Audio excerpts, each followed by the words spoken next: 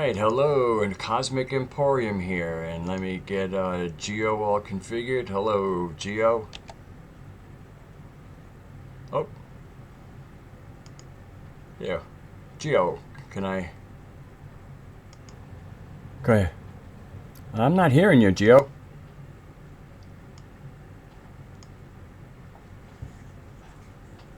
There we go. Good evening. Let me get you into the picture here. There we go. There you are. So, here we are. It's a old-fashioned Cosmic Emporium. It's just Geo and I talking about stuff. And we're probably going to focus on a few videos. Gio, why don't you want to get it going there? Your mic went out again. There you are. Okay, You're okay. back. Sorry, folks. Yes, in particular, I wanted to touch on a couple of videos that I posted in the last week. One is foremost is the Robert David Steele on Donald Trump video that was posted, I believe, yesterday or the day before yesterday, and it's presented by Sarah Westall. And I think it's an excellent video. I'm not a big fan of, or I should say, a big follower of Robert Steele, especially when he was presented over to Avalon recently. And I always had him under a little suspicion because of his, CIA background and his employment with them, and also just in general the way he talked about things. I imagined that if anything, he was contracting out by the by the globalist, being a former CIA operative. Maybe he's just subcontracting. But some of the things he's been saying recently, and his organization or his new hashtag unrigged, um, is very inviting to me. And this recent video is which is just under 70 minutes, or really even less than that, because he does a little promoting at the end of the video. So it's about maybe 55 minutes. It's a worth listen. And he wonderfully describes what's going on right now in the geopolitical world, especially with Donald Trump and Congress. And I just think it's a good listen for anyone that has any there's lost hope, so to speak, for something maybe changing. Now he lays it out obviously that unless Donald does something, within the next, let's say, 30 days or more before summer recess, um, things are going to probably stay status quo. Now, obviously, when Congress goes on break, summer break in August, it's a wonderful opportunity for Trump to get back out and start hammering his issues, if not re-emphasizing, some of his promises that he made to the country as well as to the world, for that matter. And so we'll see what's going to happen. Now, the health bill thing is obviously on the front burner right now, and it's maybe you can give some thoughts on that, how you think Trump is playing this, because I find it interesting that he's not really promoting it, but he's also not backing away from it. I should say he's not embracing it necessarily. He's just he's not in promoting it, I should say. I think he's letting people. I think he's letting the monkeys show what kind of turds they're gonna fling. Personally, I mean, it is. I mean, these people are exposing themselves as insurance company shills, and this goes for both sides of the aisle. And Yeah. anybody who thinks Donald Trump is a Republican doesn't get what he really is. He's an American, and to me, what we need to do is get away from parties and back to what works for America. And I really think that's the platform he ran on. I mean, yes, he ran as a Republican because you don't have a choice really in this country if you seriously want to be the president. And I think, and he seriously wanted to be the president. And I think we're going to find out what he's made of. But the optics, and also he's in siege mode. I mean, if he does anything decisive, they've already put out the dictator word. Mika Brzezinski did it the other day on Morning Joe. It looked like her fiance was trying to distance himself from that kind of terminology, but that might have been an act also. But now that the word's out there, if he does anything decisive, they're going to go dictator. I mean, so right now I think he is just going to let the politicians play and expose themselves, and then maybe he can look more like Mr. Fix-It instead of Mr. Hitler. Yeah, or the alternative to Washington, pretty much, which has been the same old story for decades now. I've not given up on Donald Trump. I'm still on the fence. I take my shots at him when I feel it's appropriate or necessary, because he is the president, and being the president, they're going to do things. They're going to rattle, both sides. But I do feel that we're coming to a point where he has a wonderful opportunity to get back on message, especially coming into the fall, if he does things correctly, and meaning if he gets out there and emphasizes the programs that he needs to emphasize, and that's not only getting America back to work again, but also the infrastructure, as well as taking on the banking community, and the way we go about lending money, and I say we, I mean the Federal Reserve. Banks go about lending money and issuing money to be used by the business world. You pointed out something about the possibilities of new types of alternatives coming up with the currency being might being part of this, especially with this coming doom that even Steele spoke about in September, fiscally.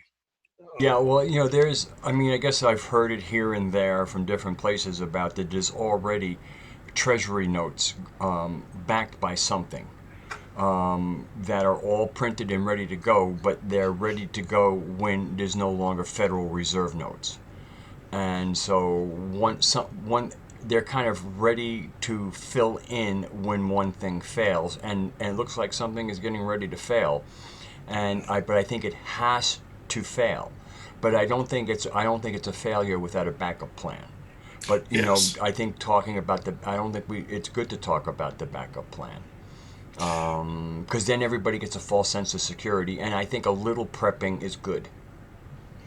Right, and as well as what Steele spoke about the possibilities of some type of forgiveness to the deep state entrenched cabal, whether it be the Rothschilds, the Fed, maybe a way out for them, at least to not necessarily a way out from some prosecutions for some crimes, but a way out of this mess that they've gotten, the United States as well as the Western countries involved in. I don't know how China and Russia would react, but I think if it showed at least a desire to move in that right direction, I think China as well as Russia would work with that premise to want to say usher in a better day for world economics, because China as well as some of the not Brexit states, the uh, EU, not the EU, the countries like Brazil, BRICS. and BRIC states, yes, are having issues too with their economies, serious issues. So I think there's room for compromise for the whole system. Uh, can they iron things out? Hopefully, down the road. It's not going to happen, as I said earlier to you in private. Over a few years, maybe a decade or more. But it would put us on the right path of undoing some of these things. But I still have hope. I do, but I think this summer is very important for Trump to get out from under what they put him under. It's kind of amusing because even with all the diversions that the MSM is doing, and it's to the point now where I can't even pretty much listen to him for more than a few minutes at a time because it's just one slur after another against Trump or anything that he's trying to do. Um, but he also, he still does his tweeting and everything. Maybe if he could get a little more calculating with the tweeting, it might remedy some of this. But I do have hope. I haven't given up, and I think it'll be interesting to see how this healthcare debacle, because we all understand that Obamacare has to be repealed. It has to be, if not tweaked, it has to be, fixed in some way. Now you can call it whatever you want afterwards. You know, uh, some will say, well, it's still Obamacare. Not necessarily. If it's made better, if it's made more affordable for private citizens to buy their insurance, as well as for ways and means for states to still um, help people that need Medicaid, then I think that's the best way to go. A lot of money could be thrown its way, offset from the military expenditures could be offset to help this, as well as the infrastructure needs. Now, is it going to be enough money there to do both? Obviously not. But that's where the new financing, I would hope, would come in, with new treasury notes, as well as new investment of money, into this new possibility. So who knows? I think of before the year is over, I think we're going to see the closing of the beginning of the closing of foreign military bases. I think that's in the future, and that's a money saver. Yes. And so this way here, instead of having to, and a good Congress would say, okay, you said you needed this money. Well, now that we're closing these bases, that money's not going there. That's in your pocket, and we doesn't have to come out of the budget. And but that remains to be seen. To me, it's a good strategy, and you hear different voices from the generals. But one general came out and said, we don't need these foreign bases. Mattis's job is to scare the shit out of everybody. That's his job. He's the mad dog, and he will snarl. And those are good. Those are good optics if they're optics only. I mean, I'm not saying he wouldn't do it, but I think he's far more measured than he lets his mouth be gauged, and he's not afraid of people thinking he's nuts. He's not worried about people thinking he's nuts. Is if he's not nuts, it You're doesn't you're, matter. you're speaking of Mad Dog, right, Maddox? Yep, Mattis. Yeah, Yep. yeah, Mattis. Um, yeah, I I I think he could handle it. I think, and what I mean is, I think he could oversee, a decreasing of our presence overseas, especially in Europe. Does that mean necessarily leaving NATO? I would think not, probably, because it just it wouldn't work right now. But would I hope that we would withdraw from being part of NATO in the future? I would think that would be one of the best things for us to do. Now, obviously, Steele made it clear that we're not.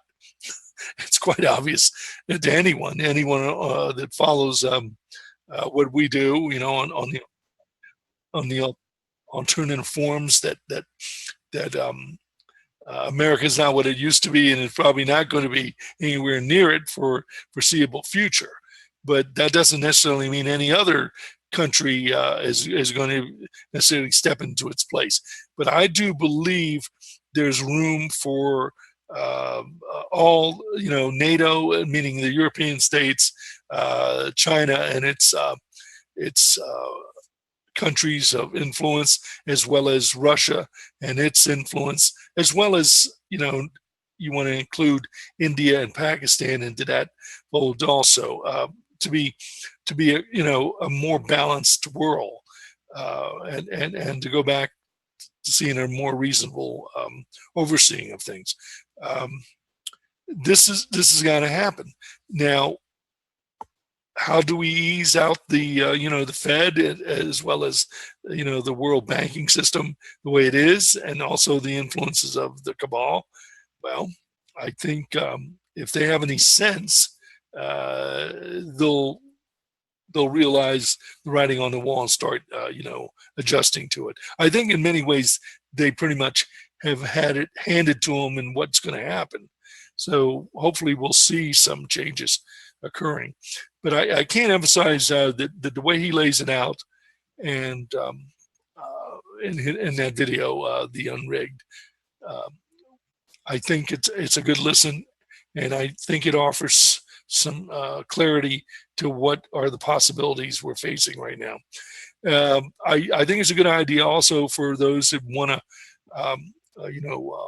know a little more about David Steele and his Wikipedia background, to check him out. But you can see where he's coming from, pretty much. His influences, where he was raised, and his education and his employment with the CIA. That he knows what's going on, and he's been on the inside. And could he be a subcontractor still? I would imagine he was and has been. I don't know if he is anymore, but I think he speaks with the tone of a realist analysis of what's at stake here. So I think it's a good listen for those that really need to be reassured of what's the possibilities, as well as what we're facing in the immediate, let's say, 90 days. So I think it's good because he mentions Cynthia McKinney multiple times, like they're really partnering. Some of the other people that he used to mention, like Dennis Kucinich, a good guy, Ralph Nader. Although I did vote for him when he ran that time, when he was running against Gore, I voted for Nader. That was before you heard this sound, and that was me pulling my head out of my ass. Um, but and then he basically it's McKinney, and McKinney is a great is a good lady. She is very outspoken. I think it's interesting that she doesn't have, well, let's put it this way, at least she's not on anybody's radar, and that's very helpful. She's a Democrat, she's a woman, she's a woman of color, so this is very soothing, I think, for a lot of people. There's a lot of virtue points in the politically correct or the progressive left people. I like her. I really think she's, again, I don't see her as a Democrat. I see her as an American with good ideas. Really, she's really sharp. And I think, and Robert David Steele was, he would like to see Pence go and her be a replacement. I don't know if that's a pipe dream. I mean, as far as political reality goes, but I'm fine with that as a suggestion. I think she would be a very competent vice president, and if some of the people on the progressive left get their wish and Donald Trump ends up dead, well, Cynthia McKinney's the president. well, let's hope that doesn't occur. But just for the trauma of such an occurrence. I mean, we don't want to see anyone get hurt, obviously, but I know you and I both know that there's those out there that have been even in the public saying such things about not only Trump but other political people, and it's not the way to speak of a situation. I think what's interesting, though, when we bring up the subject of Pence. And we spoke about this briefly. He's on a trip this weekend, and he came out Friday to Colorado, and he met up with one of the Koch brothers, and I found that interesting that he would even meet up with such a person, especially of their backgrounds. But they are heavily involved in a lot of political influence in this country, dealing with the fundamentalist right, as well as their influences in corporate world. They spread money around the political system like candy, And so I found that interesting that this was an unscheduled meeting that they had Friday, but Pence met up with him. And obviously, Steele talks about Pence in his video and what might be occurring or what is the possibilities of might be happening to Pence, meaning his being compromised of some sort within the Right. pedophilia and It's very close to somebody who supposedly is was on a list that Flynn had gotten from some intelligence agency, and it's, you know, it was a lot of people on that list, and supposedly the lie that he told Mike Pence was not telling Mike Pence that his friend was on the list. yes, yes, and I want to clarify. I'm glad you pointed that out. That this is not in any way saying that Pence is a pedophile, and Important to point that out. Yeah. yes, but if anything, Pence is on another level very, in my opinion, very suspect because of his influences of the Christian right, the fundamentalist in particular, and I find that working its way into the White House, God forbid, for any reason, is just as scary to me as Hillary Clinton, Yeah. somehow finding her way there now. Neither one of these two types we need there right now, because I feel that Pence in many ways is the Trump card, so to speak, for the for the money people. That if anything happens to Trump, and I think some are even weighing that it will, that Pence would be their go-to guy. And that I think that's pretty much shown itself to be with his very low-key and neutral approach to everything that's happening. But on the other side, if something was to happen to Pence, meaning if they went after him and found some scandal there, as you say, an alternative uh, uh, selection that Trump could make, to fill that void would be interesting, and it might bring a whole new a window of opportunity for Trump, to do some things that he probably couldn't get away with Pence and his followers there. So we'll see, but I do recommend again. The commentary that Steele is given in that video, I think he sums it up very well. He's very well spoken, and I think he puts us in a really good position to how to look at things from this point on. Um, can you think of anything else in the video that you wanted to discuss? I just can only recommend. I think he says it better than either you or I could. But Well, I think that, the red button in there is, and Sarah brings it up, is, he, like, it's a point I've made that a lot of the congressmen who've been blackmailed, what happens is they go to bed with a full adult woman that they have every right, maybe it's a marital issue, but they have every legal right to be sleeping with, and then they fall asleep, and then they remove the woman and put a 12-year-old on the bed, and then they take a picture of that. And for me, I would like to be adult enough where if you have tape of a 12-year-old sitting on the bed, but you don't have a tape of anything happening, that probably means that nothing happened. yeah, But he's also speaking about, letting everybody go. And I don't think, I mean, at a personal level, that doesn't sit particularly well with me, but I mean, I could observe that and just kind of, vomit on the side. But I think for a lot of people that would be a no-go, and Sarah brings that up, and I think she was good to bring it up, because I think for a lot of people it's like, no, no, no, no, you don't have grown men having sex with little girls and little boys, and it's okay for them to just take their money and go. yeah, yeah. And I would, yeah, it could get real dicey, and some people could definitely find themselves, under some serious prosecution. But I think that would be the plan of the deep state, that they keep this whole narrative going, disruption. I mean, anyone that has watched any news, especially from MS, NBC, or any of the networks in the United States, and maybe even BBC, because they seem to echo, if not follow suit with what the U.S. media MSM is putting out. Um, it's it's so nonsensical. It doesn't. It's almost like watching cartoons. They repeat themselves over and over again, and it's the same issues over and over again, and a day in and day out. And they're pretty much people that used to be one party or another are pretty much under one umbrella of coming together, to just totally disrupt any conversation or any legitimate government actions.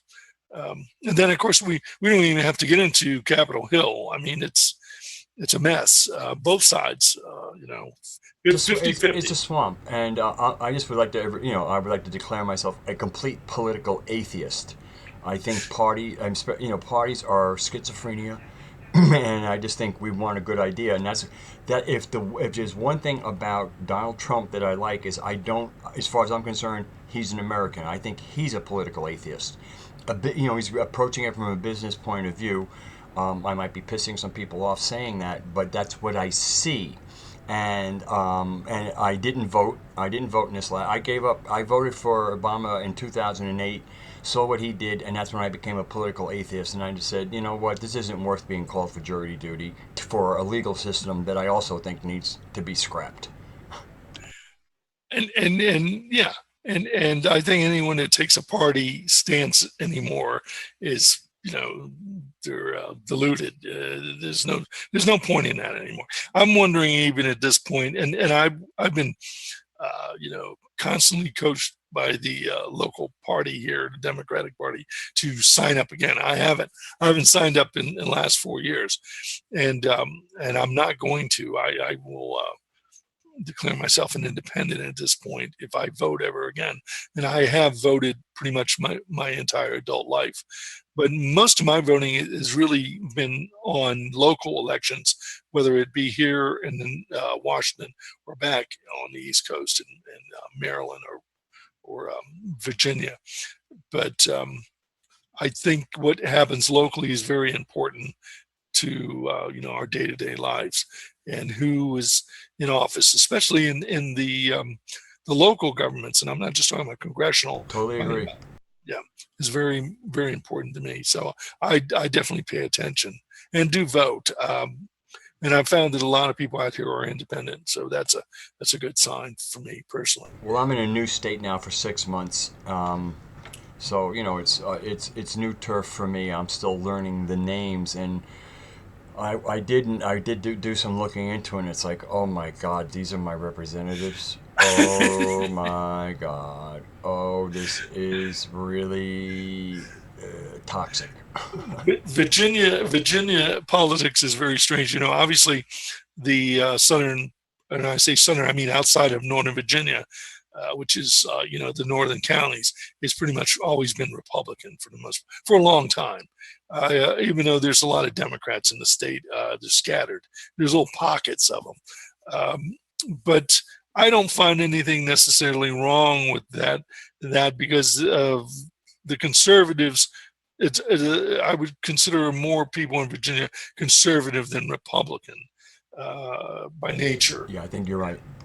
and so that would be okay. But you're right. And when you get into the rural areas of Virginia, it even gets a little dicier because you can have little pockets of liberals here, in a community, and then everywhere else it's all conservative, and that's the way it is pretty much in the country right now. If you go out in the Midwest and of course on the coast areas, it's very heavily liberal, if not democratic. Well, I hang out with the artsy fartsy people, and so when I remember when earlier on when this administration had started, people were assuming that I was of the same mind of theirs, um, and part and they would come to me with basically MSM talking points, And it's like, I'm willing to discuss anything, but please do not come to me with what they told you. Please. I mean, I cannot, I can't even respect you if you're not going to, I mean, come up with your own observations, not their Yeah. observations. Yeah, it's a turnoff. It's even a turnoff to me to use anyone in particular, any of the talking head shows. Um, I Everyone's being paid well to do what they do on those shows, and it pretty much shows by the agenda that they put forth. It's just to totally disrupt and keep things off balance, and no one's really saying anything new there, and it's constant attack. So I like the independent YouTubers. I mean, I'd rather listen to Sticks, Hex, and Hammer, or Lionel, Nation, the various people do Periscope. I guess maybe Tim Pool, Jack Posobiec, these kind of people. People who don't shout at me, if you know who I'm talking about. and they offer the opportunity to look at things from a different perspective, from a more balanced position, and realistic, especially when it comes to dealing with the United States outside the country. um, I still find that that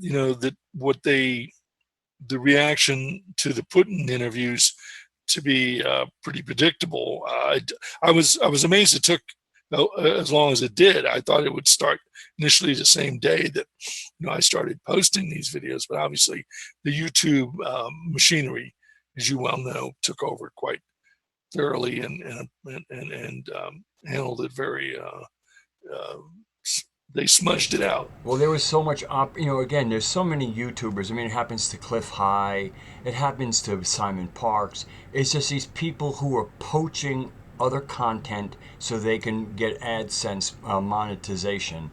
And they, a lot of times they're posting, and like the Putin stuff was hot, but people who are taking, things that are a year or two old that Cliff High did, or Simon Parks, or other people, and it's just disgusting. Everybody deserves to do a buck, but they're doing it by fraud. And they're doing it for money, quite blatantly. So I mean, there's no problem with like what we're doing. We're speaking of Steele's video, but we're not presenting it with ad content, meaning we're not selling advertisement with it to make money. We're trying to just point out some good content in his dialogue that needs to be listened to, perhaps by those out there. I I think it's good to listen to everyone, and obviously everyone has their favorites, if not the particular ones they'd like to count on and go to, and that's good. Um, getting and I keep getting back to the Putin thing. I found, and I wondered about this in the last day or so, that you know it would have been wonderful maybe to hear that Trump might have listened to him, and I wonder if he did. Uh, Can't imagine he's not very well acquainted with him. And I mean, to me, there's the silence is kind of deafening, and I don't want to say anything, but the way Robert Steele presents himself is a little on a narcissistic side for me. But no, I'm not talking about. I'm not talking about Steele, and I agree with that. Like I said, I wasn't a big fan of Steele to start with. I just find what he's saying as putting, he, as I said before in a post, he's hitting all the right buttons at the moment to point out, what needs to be looked at. But in regards to Trump and Putin, what I was saying was I was wondering, has Trump even looked at these videos by Oliver Stone? I really would love to know if he had even watched them himself. I Uh, wouldn't I, doubt that he hasn't. I mean, I can't imagine that he didn't watch them because I mean, and because it's all about. I mean, the biggest thing, and fortunately, it's dying down. Is Russia, Putin, Russia, Putin, Russia, Putin. So I can't yes, imagine he would not have watched that.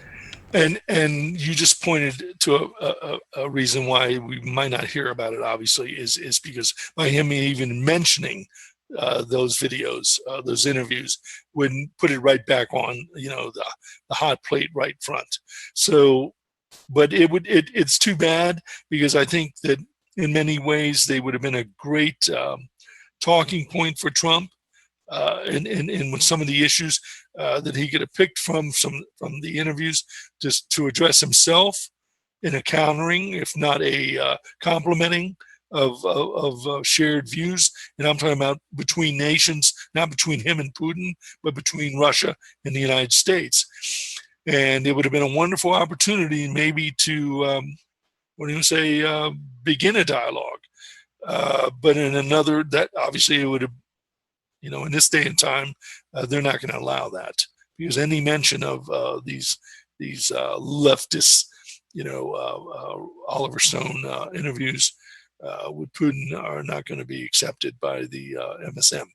But there's some wonderful points that you could have launched, maybe, and they talked about Putin and Trump meeting up for a big meetup earlier this year. Of course, we haven't seen any of that really. They talked about them meeting in Iceland, but that would be a wonderful thing to happen. If anything, to relieve some of the tension, especially with these planes right now, the way they're encroaching each other in airspace, whether it be Russian or American, and also because of the problems down in the Middle East with Syria and the U.S. recently shooting down the Syrian Air Force jet, and the Russians stoking the fire by saying that they might shoot back. They said they would target it. And it's if you're a pilot and suddenly you know that you're locked on a target, that's not a comfortable feeling.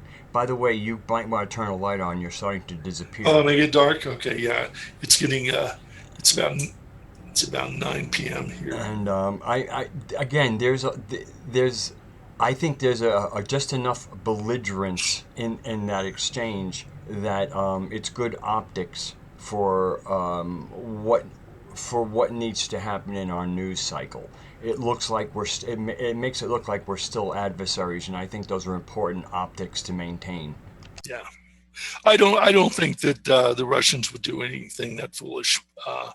But what I also find it really, and that's another thing that Steele talks about in his interview about the dynamics of the countries involved now, whether it be Turkey and Iran and Russia and Israel, as well as the other countries such as Saudi Arabia. With all the warring going on there, there's no doubt that I don't think there's really much we can do at this point as a contributor, other than stir things up even more.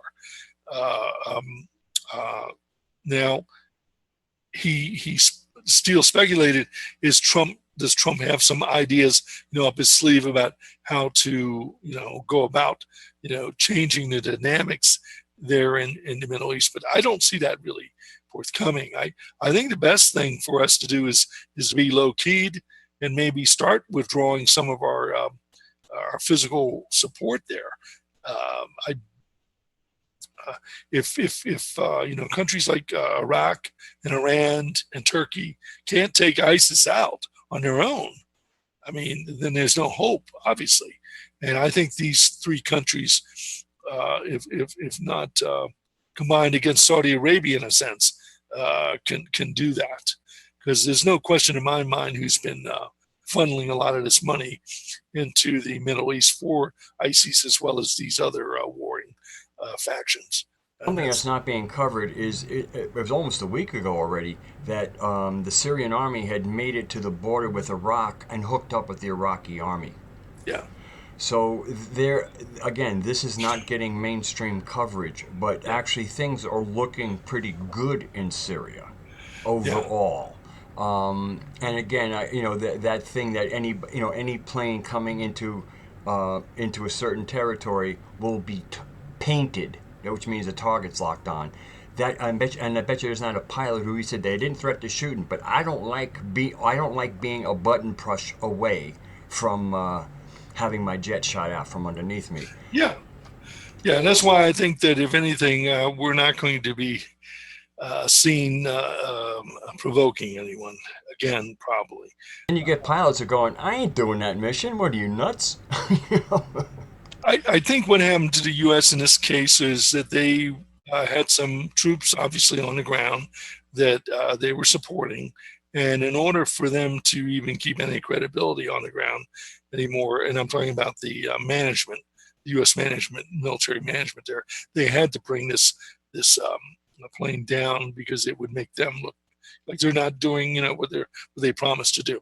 But besides all that, I find that another factor in all this is the Kurdish involvement, which I've been reading that a lot of what's going on behind in the background is that the Kurdish want to have a access to a seaport, and this is one is going to be a stickler dealing with how they divvy up Syria, because I don't really see Syria ever becoming the nation it was prior. It will probably continue to exist, but it's going to be much smaller. And I think a lot of this land is going to be divvied up between Turkey, the Kurdish, as well as Iran and Iraq, at least in influence, meaning they'll occupy this land for the foreseeable future. Now, where does this leave Saudi Arabia? Who knows? But with all I don't see Saudi Arabia taking on anyone in particular of those nations, because it would never win, even with all the expenditures that it's put out for weaponry, unless it's going to start using some heavy duty stuff. They have the equipment, but they don't have the men. They don't have the soldiers. Yes, but there's so much going on in Saudi Arabia we could go into here, but there's no sense in doing it right now. But they are the provocateurs. They have been from the start, and of course we leave out Israel, but they're pretty much they're orchestrating most of this with their influence. And so, but I think I need as a nation, we need to get the hell out of there. Lionel put somebody down. He was doing a live chat that I tuned in for a little bit, and people were, yelling Zionist, Israel, blah blah blah. And he put them down. He said, "Look, when you're talking about that part of the world, and you want to talk about human rights violation, if you're missing Saudi Arabia, then you're missing everything." And I thought he handled it really well. If you said to the Palestinians, either you live under the really kind of unpleasant situation you're living now, or you can go to Saudi Arabia, they go, no, we'll stay here. We'll stay here. Trust me, they would. Yeah. And I know that if the United States started backing out, I know that its allies would as well, at least as much as possible, especially, the Australians as well as the Canadians. And I imagine even Britain, for that most part, because they don't have the money really to stay in there themselves. They would probably try to give support to some of these oil nations, especially Saudi Arabia, to a point. But so we'll see what happens. Wanted to move on. We were talking about the thing about nutrition and that suspicious observer video, that short video, 29 minutes, that was out last week on our soil. The status of our soil. Yeah, we'll link to that with the show. That's an important 30-minute video to look at. Yeah, because you and I were having conversations about what we're eating and how to get nutrients in, and for the most part, if it's not too expensive, which a lot of the Whole Foods and local finer groceries are, another side is that the nutrients that are absent from the foods that we used to take for granted for supplying those things. And I think we're starting to see it, obviously, not just in society, but I've been seeing it in my own health, meaning my own chemistry work done for my blood and everything. no matter what I seem to eat, I'm not getting what I need, and it's playing out in medical problems, issues. Now, obviously, I'm at the age where a lot of stuff comes to a head, but I do believe that even younger people, middle age, as well as even younger than that, millennials, are going to start having issues much sooner than I did, and so I recommend that video. We can link that up. That's a good review for people to follow up on as well. Um, you were talking, you've been on, and I've noticed this. Excuse me, I've noticed this week you've been on a few meetups. Matter of fact, Three you of them. told me three of them. Yeah, I didn't know about the third until today, um, and I find it very refreshing.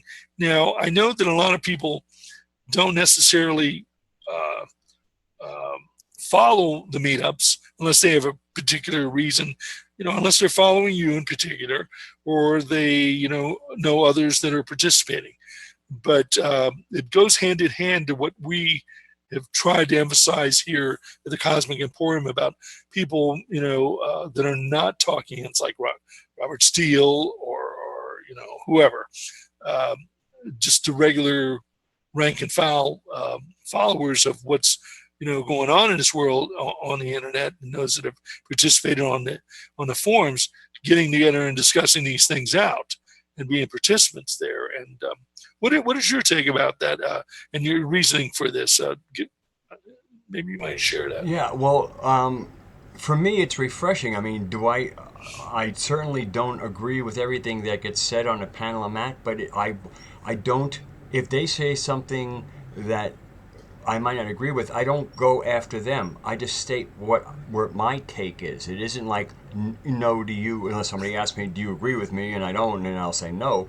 But if basically it's they make that point, I make my point. But the most important thing is these people are doing it almost weekly. They're talking about a community, and they're actually going out, at least being heard weekly. Most of them show their faces, not all of them, but again, you hear their voices. You get they're acting like a community, not like a bunch of anonymous basement dwellers. Yeah. And I really just appreciate the fact that they're not talking about, oh, the alternative community, and yeah, I've never even heard your voice.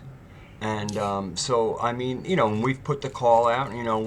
I guess the handful of brave souls have stepped up, and the rest have their reasons for not. But I want dialogue. We need, and if we're not dialoguing with each other, the whole idea of community. No, we have an audience, and we have the occasional, equivalent of a Facebook post. And it's and how many likes do you get? I mean, I'm just we're at put up or keep posting time. I won't say shut up, but put up or just keep on posting and be irrelevant. Entertain yourself and the rest of the people who like to be anonymous and unseen, and post a paragraph here, a sentence here, whatever. But they're not representing. And so again, we instead of an alternative community, we have an alternative audience. Well said. Um, yeah, and we're not going to, and by this we're not taking hits at anyone in our community, but it is the frustration that's there. And I was reading, and I still monitor Avalon, not too often, but I do. And I saw a new thread by a newbie talking about how does a newbie jump in at Avalon. And I'm reading this and I'm going, okay. Well, for the most part, most newbies have been around on these forums, if not stalking them, watching for a long time, and to be accepted into any forum community as a new person, whether you've been on Avalon, lurking, or any of the others, or on the One Truth, as a 2.0, or as I like to call them. There comes a time when you got to really, really put up or shut up. And I keep posting, I keep amusing myself, but it is that. I'm pretty much posting for my own amusement. I'm not necessarily doing it to educate people anymore, or to what do you say, awake people. The people that I'm dealing with on that level are local, and they're awakening me to what they know. So I don't need the alternative community anymore to do that job, or for me to feel I need to go out and awake the world, because it's not happening anymore on that level. And to entrench oneself within a community, and to entice or invite new blood into it, and then to restrict them and hold them into a kindergarten format, to me is a waste of time. Matter of fact, it's self-serving to the owners, if not the say the management of these forms. Well, So what was nice about Tot, is I've never seen somebody come on new that Aragorn, when he finally, because he's not on there 24/7, but when he comes on, even if they haven't introduced themselves, he'll start a welcome thread for them with the big, welcome to Tot banner. I mean, people, it's almost, it's like joining a community. You get celebrated for having joined us, and of course we're smaller than Avalon. It's more doable, but it is being done, and so I think that that allows people to. And then of course we all respond. We all come in. I mean, even if all I do say is hello, whatever the username is, I've said hello. And it's not. I don't just when somebody new comes in. I don't just thank everybody else who says hello. I say hello too, because again, I'm out here talking about community. The least I can do is say welcome, hello, and address them by their username, so that there's a sense of like, oh, I've arrived, and people know I'm here. And I also believe that I always see the newbies thanking Mr. Ryan or her for allowing them to participate, which I find kind of silly, if not funny, because if it wasn't for the participation of the membership, whether old or new, Mr. Ryan wouldn't be getting a donate button. And so if anything, Bill should be thanking these individuals for joining and participating, but he never does that. Very seldom. He says he's always emailing people and whatnot. I don't want to go on a Bill tyrant tonight, but I'm fed up with this nonsensical approach to bringing people into the awakening community. I know there's a lot of people that want to join Avalon because they want to showboat. I've been there. I've done that years ago. Okay, others want to come on and do it. God bless you. But it's not going anywhere, folks. Believe me. And as soon as you stand up for yourself or say something that goes against the management, they'll deal with you quite readily. But I do believe at this point, for the ones that I pay attention to, the individuals that are still in the community, most of them we communicate in private, either Skype, Zoom conferences, texting ourselves. I mean, so many people now. It's almost more than I can deal with, and I know this is even more so for you. I don't even have time for the forums as I used to. Most of my communication is offline, or I should say, off platform. So that's where things are for me, and I believe pretty much so for many people, that these forums are really anymore just a what do you say, a stoplight, intersection for ones to cross paths and communicate, connect and communicate with. So, but I do believe meetups are the way to go. We've suggested it before with the boards, bringing people on, talking in private. I've had a couple of people this week I had to postpone with that wanted to do such things, because there's just not enough time in the day, especially once these discussions start. They can last for hours, and but I do welcome it. I do encourage it, and I want to see more and more of it. But this is where it's going. And all the grandstanding that goes on with all the distraction with what I'm starting to call the mainstream alternative media, whether it be Gaia or any of these other outlets. It's not as important to me. Information, whether it comes from MSM or Gaia or the news feeds, I handpick what I want to pay attention to, and I recommend anyone, and I'm sure most people do that anyway, that has any common sense. YouTube, you can get really anything you want from any number of YouTube sites. I mean, if you're into the kind of a combination of financial with, geopolitics, is the X22 reports. Lionel Nation. I mean, he's a real character, and he'll come. And, he puts up 2-3 shows a day. Yeah. Now he's also doing live stream. Sticks, Hex, and Hammers putting out 4-5 videos a day as the stories come out. And I mean, and then there's multiple other. There's Sargon of Akkad who does commentary. Lauren Southern. I mean, there's all kinds of people. There's all kinds of flavors. There's Satsu 2 Cents, Handy Mayhem, also known as Uncle Hotep. Then there's Hotep Jesus, Donovan Warland. I mean, there's all these people who really put out thoughtful content. And so for me, we have a community of content creators out there of every kind of every hue, every gender, and I mean, when I did it was the Wizard and the Moose. And while what are we doing during our pre-show? Moose is putting on his lipstick and his eyeliner, and talks about his husband, but once we get into it, it's about us as a community. Yeah. We're talking about what matters to us all. So I love it. I mean, to me, the fact that that I shared a host with somebody who put on lipstick and makeup before we went on was just too great for me. And it wasn't worth. And I'm commenting it here because I'm coming to be on the show. But I mean, this is the richness of this community. Yes. And I mean, and he cares. He has a smaller community.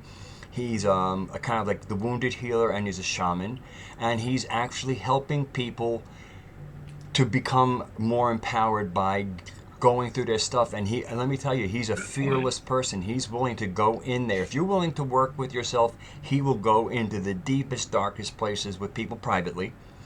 And he's doing some really great work. I love the guy. I think the guy is just great. That excellent points there, because this is really what the meetups are about: meeting people that you normally wouldn't even meet in your day-to-day life, especially if you live in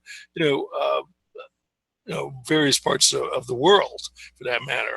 So being able to have a meetup as well as a conversation, as well as develop a friendship relationship with this type of networking is really what we're speaking of when we talk about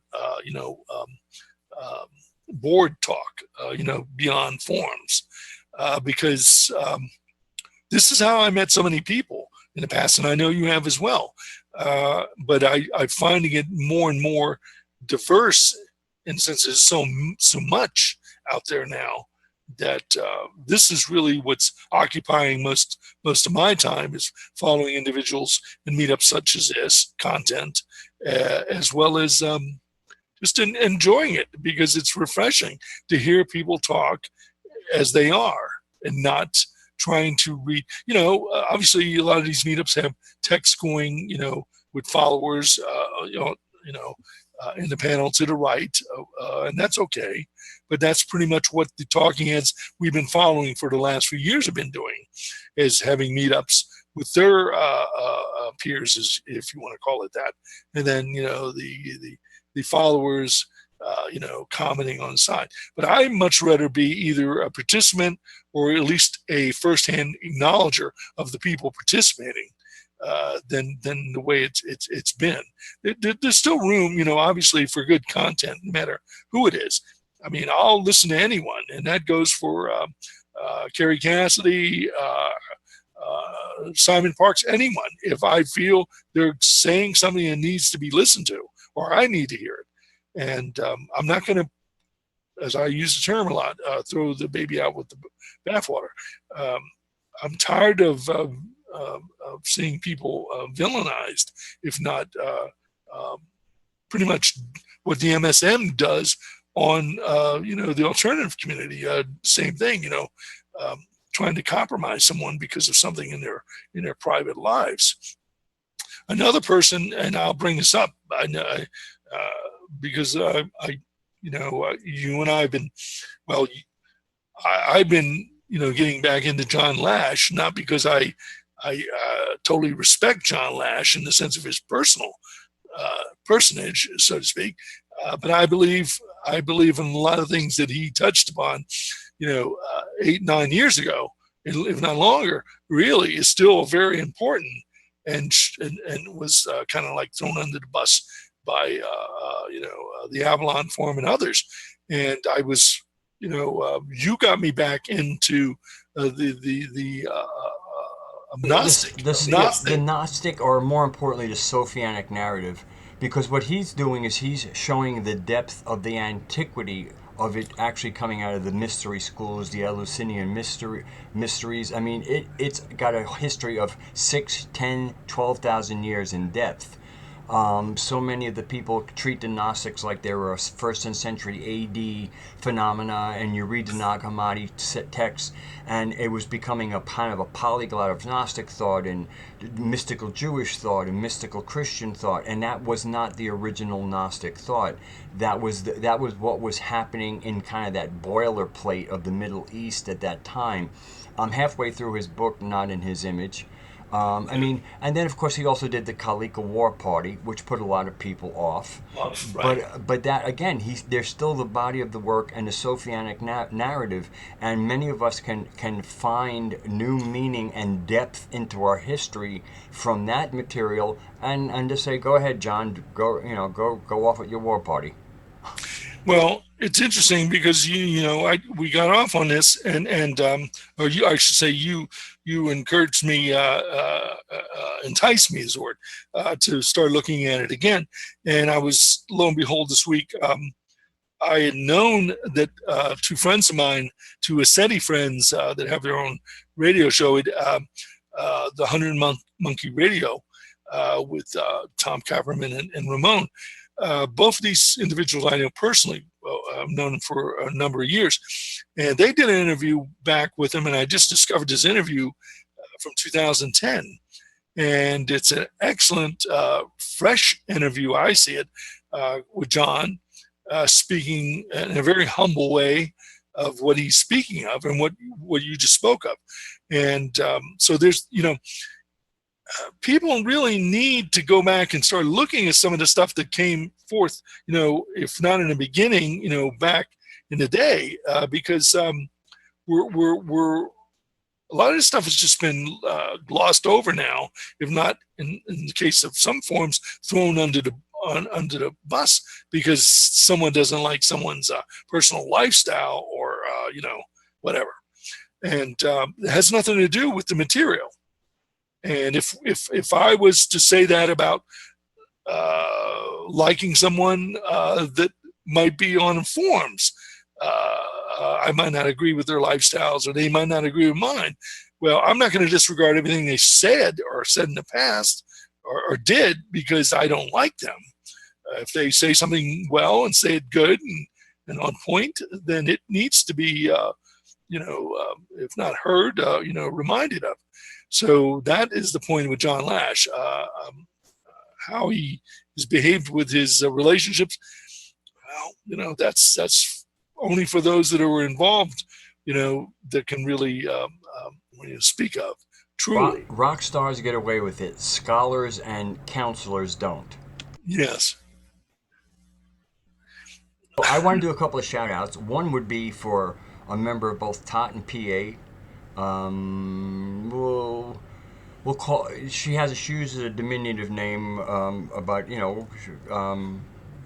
it starts with an S. I think she'll know who she was. She poses with a nice dog. I don't want her, but This is somebody who comes on the forums, and I think she only comes on the forums. She doesn't live on the forums like some of us spend hours at least logged in. She logs in. She goes and she sees the threads she wants. She always will at least look. Now I think she watches my videos, and for that hour she might be online, she contributes. She posts, and she's honest, and she's dynamic. So this is not somebody who would ever want, who we would even think to come on a show, because she doesn't spend that much time on the forum. We spend more time making shows than she spends on forums. Yes. But she she's great because she's honest and she's a participant. And that's, she's not a lurker. And then another person I want to give a shout out, as far as the people who are making content, is CW Chanter. Somebody who is honest as you could ask somebody to be about themselves, and to me, honesty is integrity, and that's what we really, you can't ask more from a person than to have integrity. And so even if they say, well, he says, oh, I kind of lean towards being a being a little bit of a dark boy, but then he clears it out about Satanism is misunderstood, and it's more of a it's anyway, and the fact that he likes attention, and so he's been out there. He pumps it out. He does it, and so CW, props for you. If you watch this or somebody tells you about it, props for you for being the real deal. All right, brother. You are the real deal. And actually, one of the reasons I'm on all these shows right now is because he had me as a guest panel, and then all of these other people who were part of kind of in the greater CW community, because of all these different people. I think only Rufus Cat might have more subscribers, but that's how I got my exposure, and now I'm sitting on these other panels because of the exposure I got being on CW shows. So thank you, CW. And would you saying that, I'll go ahead and give a shout out to someone we both have got the opportunity to speak with recently as a new member on the forum. He goes by the name Dumpster Diver on the tot, the one truth, but he goes by the name Roof or Rule. What is it, Roof or Rule? Don't say it. Dumpster Diver is good enough. Okay.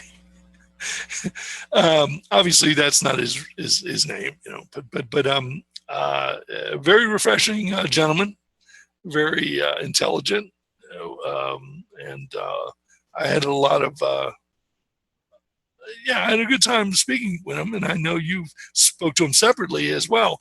And tonight I spoke to him for 3 hours. Oh my God, talk about a meetup. But yeah, he's quite something, and he also came on camera. We know what he looks like. He's a real person. He's not a machine, but he's a character. But he's highly intelligent, and I love his contributions on the forum, and I'm so glad that he accepted our offer to talk. And this is what I like to see more of. We're not asking anyone to come on here and put themselves out there on YouTube, but if others want to speak, if not individually, or if not in a group meetup, we encourage it, because it goes a long way into understanding the nuances of our texting, our posting habits, and it allows you to see where someone's coming from.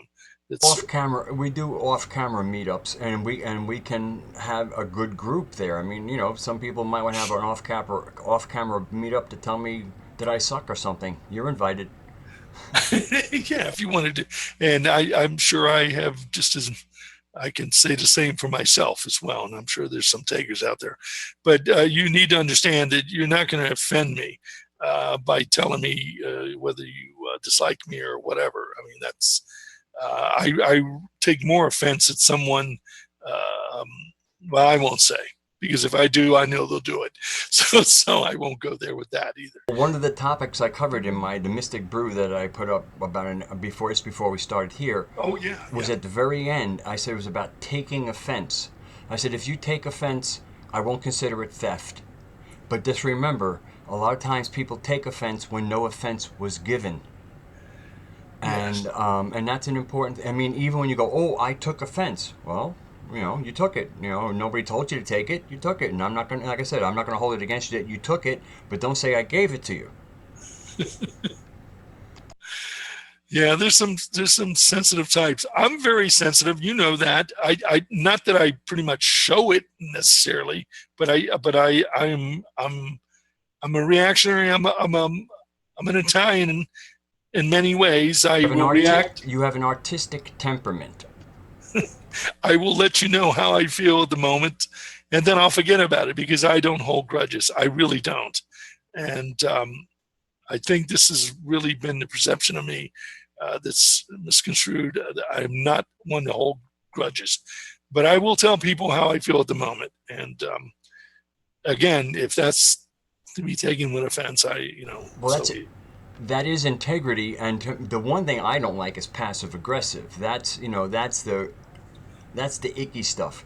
If you got an issue with me, tell me. And it can be off camera, it can be in a private message. Not too many people have issues with me, but I do put it out there. And when you do put it out there, you're liable to trigger somebody. Yes, it's very easily to do, and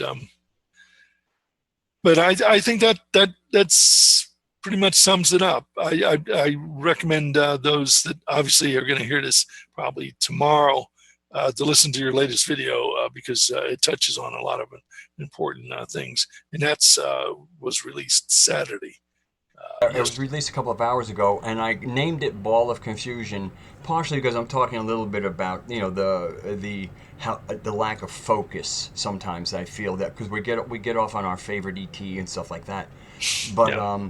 but I also wanted to play my bass. So rather than my normal intro to Mystic Brew, which is a piece of my own music, I just played that little riff, that opening riff to "Ball of Confusion" by the Temptations, and because some people go, "Oh, we want to hear you play," so I give like a, I don't know, 17 second, made sure it was under 8 bars. That way, there's no copyright infringement. Well, I think it's at one point or another we're going to have to allow you to go into what do you say, a little private moment at maybe at the end of one of these cosmic emporiums where you can show people out there your little studio, if not your equipment, because you have amassed quite a treasure trove of objects to use, and that you use, as a musician as well as, you know, um, recording and whatnot that you do. Um, you play guitar, you play the bass, obviously, and you also are skilled at the keyboards and producing, let's say, a one-man show, so to speak. But it'd be nice to showcase that one Cosmic Emporium. We can maybe do that at the end of one of our shows, and others. Emphasis on maybe.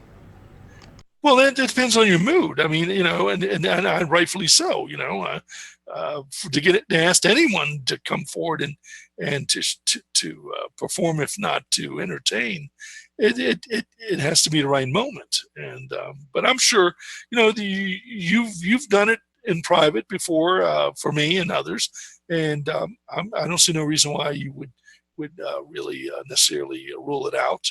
But I think others might find it entertaining because your knowledge of being a musician is quite vast and long too, so to speak. So we could do that. Rufus Cat actually, I guess maybe 3 videos ago, put out a song. I think he played a Zeppelin song, or I know he has Bryn Mawr up there. But he's a very talented, and he plays it acoustically, finger picking, beautiful. So Rufus Cat, that's the name of his YouTube site, and again, you can see his shows are great. He has a 4-hour show with J.P. Farrell that is really great. But he has a few selections of him just playing the acoustic guitar, and he plays beautifully. He's a really good guitar player. Okay, I'll check that out. So if you can put some links up that you feel that might warrant under this video for those that are listening. How are we doing? Are we pretty much? Yeah, I'd say at an hour and 15, we could probably say good night. Yeah. You could say, say good night, Gracie. Well, we wanted first to say we wanted to, do a show. We had no people that wanted to necessarily, or at least any that we found that were available tonight to come forward and join us. But we're going to try to keep doing Cosmic Emporiums like we did in the beginning. Whether they, get a lot of, views or not is not the point.